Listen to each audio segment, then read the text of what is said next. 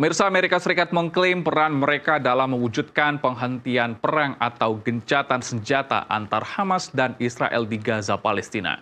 Bagaimana analisis terhadap usia gencatan senjata itu? Berikut liputan tim VOA Indonesia.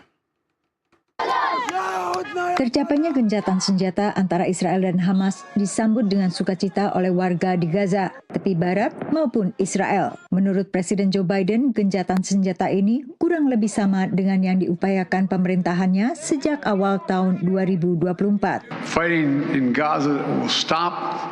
And soon the hostages will return home to their families. Presiden terpilih Donald Trump lewat akun Truth Social mengatakan kesepakatan ini menunjukkan kepada dunia bahwa pemerintahannya nanti mau bernegosiasi demi perdamaian dan keamanan Amerika Serikat dan sekutunya. Negosiasi terakhir selain melibatkan tim pemerintahan Joe Biden juga melibatkan utusan Timur Tengah pilihan Trump, Steve Witkoff. Diplomasi dilakukan secara tandem dengan pengertian bahwa bila pun gencatan senjata tercapai masih di bawah pemerintahan Biden, maka pelaksanaannya akan berlangsung pada saat pemerintahan Trump yang mulai menjabat pada 20 Januari.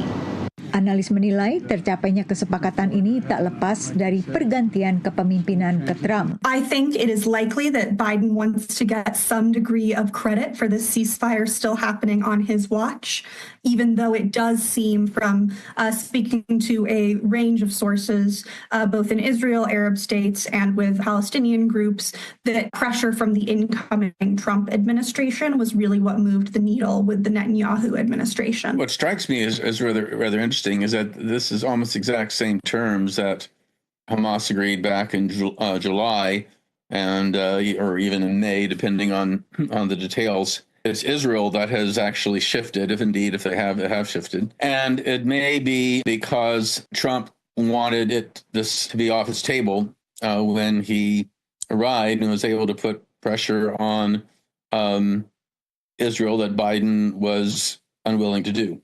Perjanjian 3 tahap ini akan dimulai dengan putaran pertama pertukaran sandera dengan tawanan dan mulai kembalinya pengungsi ke rumah mereka. I'm not 100% confident, but I think at least 50-50 chance that the first phase of the 3-phase agreement will successfully happen. I'm less confident about the subsequent phases. Bila pun implementasi berlanjut ke fase rekonstruksi Gaza, menurut analis sulit memprediksi kebijakan Trump ke depan, meski rekam jejaknya pada pemerintahan pertamanya dulu lebih pro-Israel. They moved the United States Embassy to Jerusalem. They did a lot of inflammatory actions, including backing Israel's annexation of territory in the West Bank.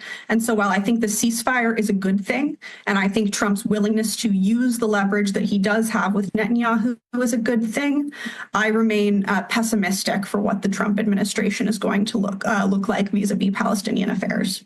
Arif Tolani mengatakan kebijakan Trump bisa juga kembali menekankan kedekatan pribadi dengan pimpinan di kawasan. Selain juga mendapat masukan dari orang lingkar dalam, termasuk Masad Bulos, pengusaha dan besan Trump, seorang warga Amerika Serikat keturunan Libanon yang dipilih sebagai penasehat Timur Tengah. Dari Alexandria, Virginia, Yuni Salim dan tim VOA.